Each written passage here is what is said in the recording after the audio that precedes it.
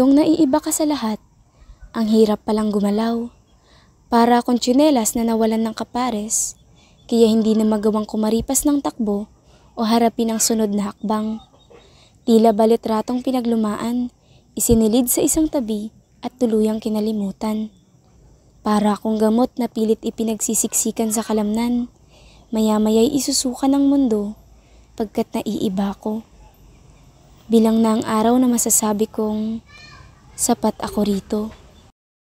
Ang magkamali ay titimutin ko isa, dalawa, tatlo. Dayamig ka? Akaw natalo ka na? Sabi ko naman kasi, iba na lang laruin natin. Habol-habulan na lang kaya. Ako ang taya. Taya! Sana pagdating ng araw, makapagsuoti rin ako ng tanong. Diba, nag-eskwela ka rin, Ate Agani? Ano bang pangarap mo?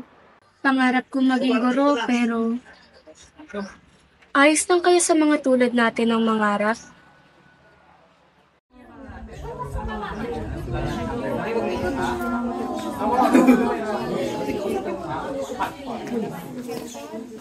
Ano ba maganda kainin? Ha? Diba? Unwing?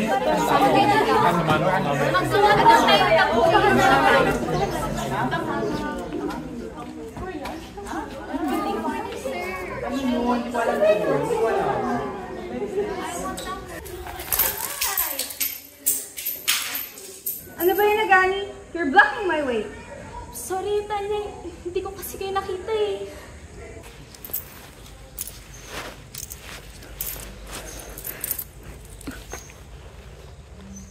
Your ignorance doesn't excuse you from what you just did. Ay nako, baka dumihan ang kulay mo. Ang mamahaling dumipika niya. What's this? So old. Meron ka pa talaga nito? Ay nako. Gosh.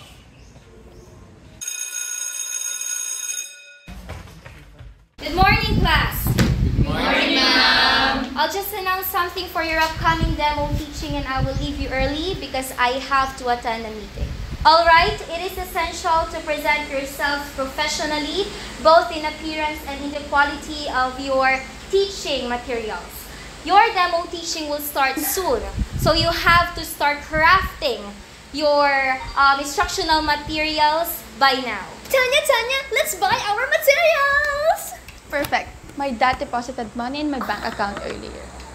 I think that's everything that I have to announce, majors. I am expecting to see effort in your materials. Goodbye, class. Bye, ma'am!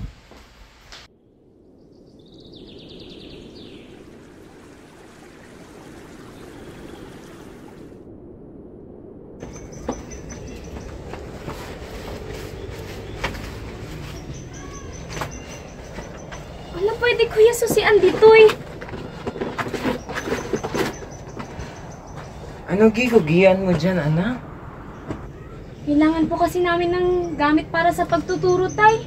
Eh, alam ko naman pong wala tayong pera, kaya naghahanap na lang po ko ng pwede pang magamit.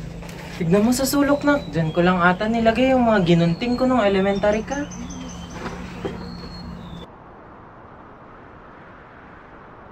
Oh, ano naman bang hinahanap mo, Agani? Para sana sa eskwelahan, nay, malapit na po kasi yung demo teaching namin eh. Ha? Ano ba yun? Nanong anta ba? Tanong mo kaya kay Bea at Alonsina na, agwad na ba? Sige po.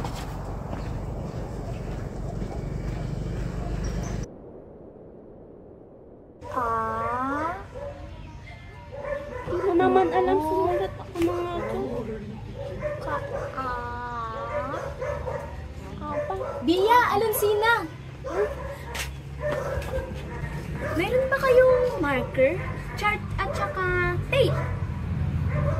Marker? Chart? Tape? Mga gamit sa school? O siya, sige, sa iba na lang akong maghahanap. Salamat ka mo. Agani, naghahanap ka na naman ng kung ano-ano riyan. Halika nga rito at samahan mo ako maglabas sa ilog. Opo, nay.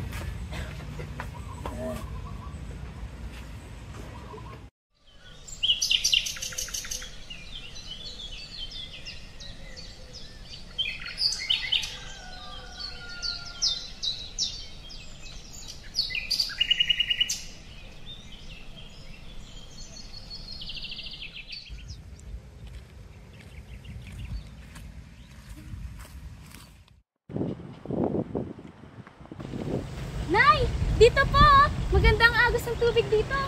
Dito na lang po tayo maglaba.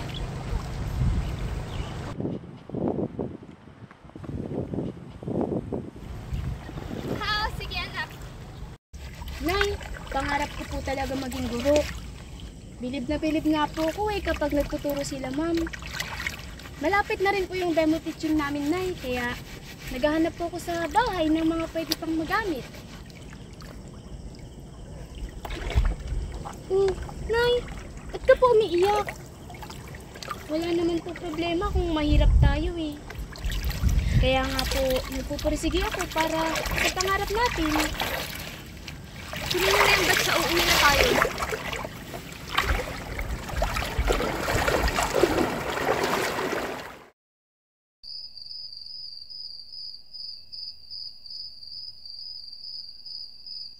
Ay, kapagod maglaba. Ayun, nakita ko rin tong isinuksok ni tatay. Nay, mauna na po kayong kumain ni tatay. Gagawin ko po muna ito.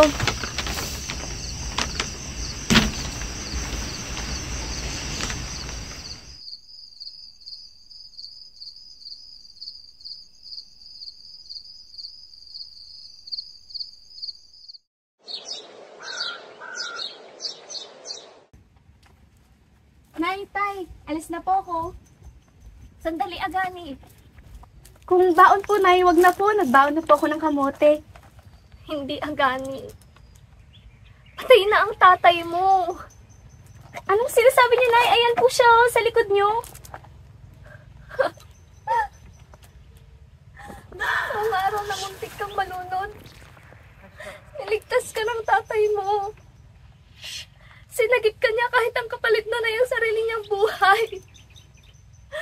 Yang sugat mo sa noo, nakuha mo yan nung nauntog ka sa bato. Anak, wala na ang tatay mo. Patay na siya. Hindi, Nay. Tinulungan niya pa po akong maghanap ng mga materyales ko para sa school. Ano pwede ko isusian dito eh?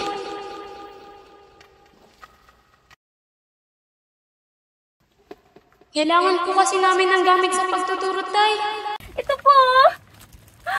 Anak, nasaan? Wala kang hawak. At hindi totoong pumapasok ka sa eskwelahan. Ay, tayo.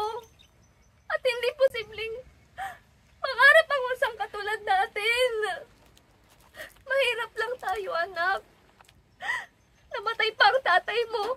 Paano ko susuportahan ang pag-aaral mo nang mag-isa ko lang? Kaya nga ginagalingan ko na di ba?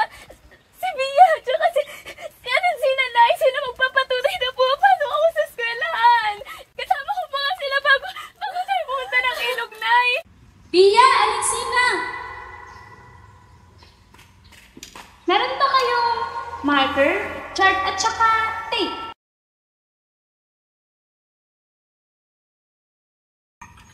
Mga gamit sa school? O siya, sige, sa ito na lang maghahanap. Salamat ka mo! Anak ko.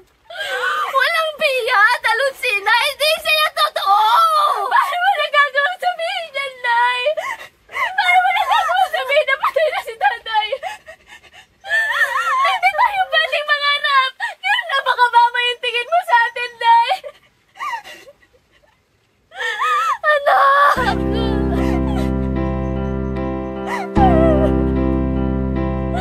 A young girl was always lonely, afraid I might go all crazy.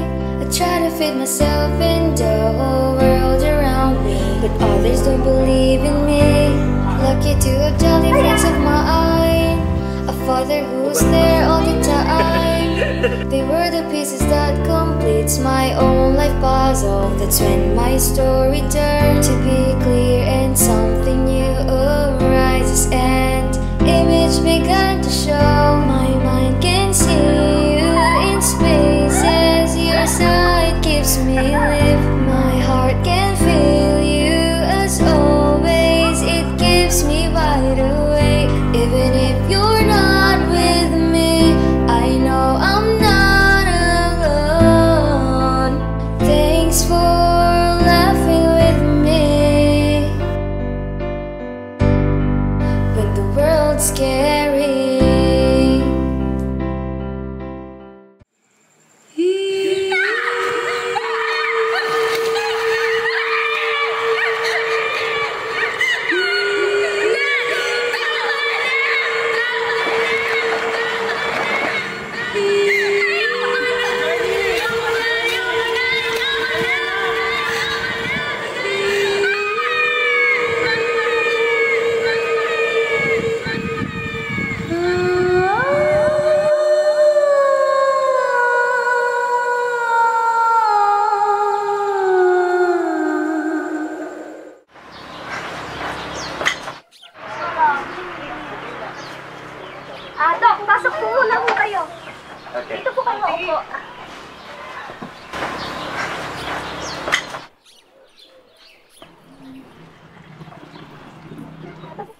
tubig, Doc.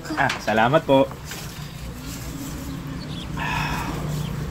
Kamusta na nga po pala, Aling Mirna? Ayun po, Dok. Hindi na po okay yung kalagayan ni Agana simula nung huling bisita niyo rito. Marami na rin po siyang pagbabago. At mas naging agresibo po siya. Lagi ko po siyang nakikitang nagsasalitang mag-isa na wala naman pong kausap. Hindi na rin po kasi ako nakakabili ng gamot dahil wala naman po kaming pera. Wala eh. Tapos nakapusto. Gano'ng katagal yung huling gamot ko? Kasi ang natatandaan ko mula sa record namin, mga March 1 pa yung huling medical mission namin sa lugar ninyo. 1 linggo po, Dok. Hindi na rin po kasi nasundan dahil naubos na. Dok, ano po ba talagang kalagayan ni Agani? Nay, may schizophrenia ang anak ninyo. Ano po? Schizophrenia? Schizophrenia. Schizophrenia? Dok, ano po ba yun? Nakikita lang ninyo ang gusto niyang makita. Mga hindi natin nakikitang mga bagay dahil yun yung gusto niyang makita. At yun ang pinapakita ng utak niya. Dala ito ng trauma, siguro, ng pagkamatay ng tatay niya. Sa kasamaang palad, walang lunas o permanenteng solusyon para sa mga halusinasyon niya o sa mga sintomas niya. Pero meron namang mga maintenance na medicine na pwede natin gamitin para mabawasan ang mga nararanasan niya ngayon. Nay, asan ba si Agani? Sa ngayon, mas importante na meron siyang pamilya na sumusubaybay sa kanya, na tinutulungan siya, na sumusuporta sa kanya.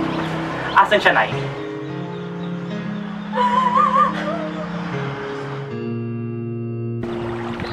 Mas darang-darang pa nangarap,